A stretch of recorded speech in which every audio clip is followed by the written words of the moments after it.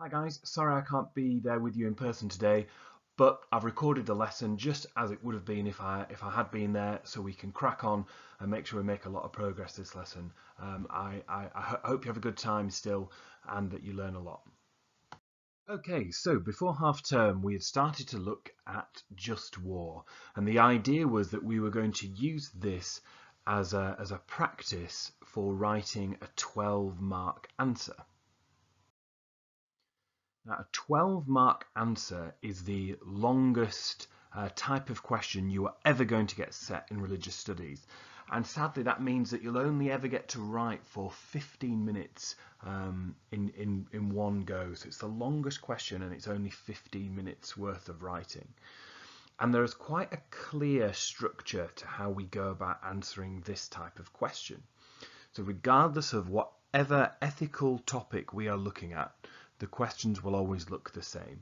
And we will get a controversial statement, and then we have to evaluate that statement. And the evaluation has to include all the bullet points you can see on the screen there. So we have to give reasoned arguments in support of the statement, then reasoned arguments to oppose it, give a different point of view, and we should try and refer to religious arguments and non-religious arguments where possible. And you can see there that to get a level 4, which is the jargon term, or to get a really high scoring answer, so you're looking at your grade 8, grade 9, here's what you would need to do. You need to produce a well-argued response that is reasoned and considers different points of view. And you are using relevant evidence and information. And so we all need to be aiming up there. And that's the structure that I'm going to be teaching you or showing you today. Now, the statement that we're going to work towards, the kind of answer that we're going to write, is this one. No religious person should ever fight in a war. So that's your controversial statement. And you need to now in your mind be considering, how can I agree with that and what evidence would I use? How can I disagree with that? What evidence would I use? And ultimately, what do I actually think?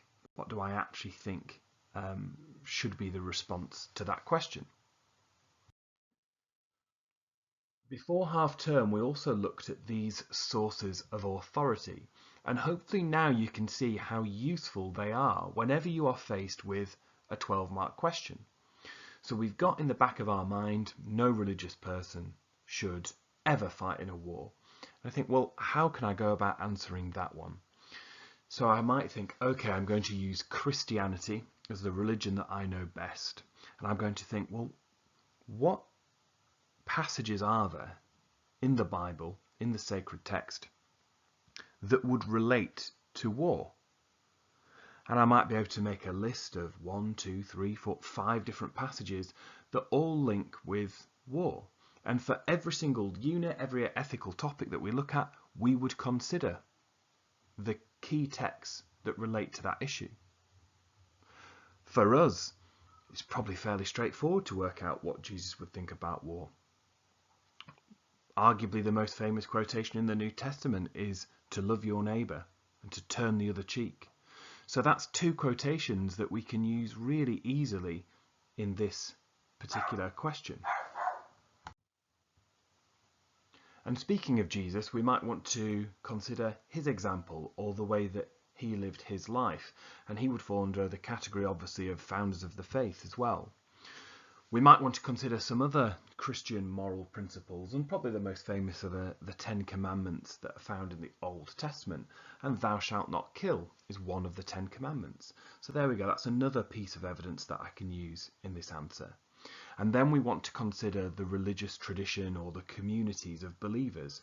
And that's what we're going to talk about in a little bit more detail today.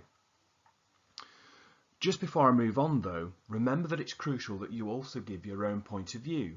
And the things on the left-hand side of the screen there, conscience, rational thinking, personal experience, and the guidance of family and friends, they're all things that you can draw upon in your answer. So you could use some examples from history, some examples from your own rational thinking to support whether or not going to war is acceptable for a religious believer. In this lesson, we're going to focus on the different religious traditions and communities. And in Christianity, that would be the different Christian churches or denominations. And we drew in our books the Christiana tree, the tree of different Christian denominations. And on this slide, you can just see a different way of presenting that same information. So we start here with the early church, with Jesus and his first followers. And we get our first two sets of denominations, the Nestorians and the Oriental Orthodox. And both of those churches are what we would call heretical, or have often been called heretical. So they pretty much die out. They aren't hugely significant, and they're definitely not important for us doing GCSE religious studies in the UK. So Nestorian Church and the Oriental Orthodoxy, they just disappear. Then we have a kind of 1,000 years of Christian tradition, and we get the Great Schism that we talked about last time, and out of that you get the Eastern Orthodox Church, which is really, really important. And again, in our books we noted that there's the Russian and the Greek Orthodox churches, the two biggest ones. Massively important. There are millions of followers, but we will never study them because they're mostly in the eastern part of Christendom, and therefore they have not been as influential in the history of Western Europe.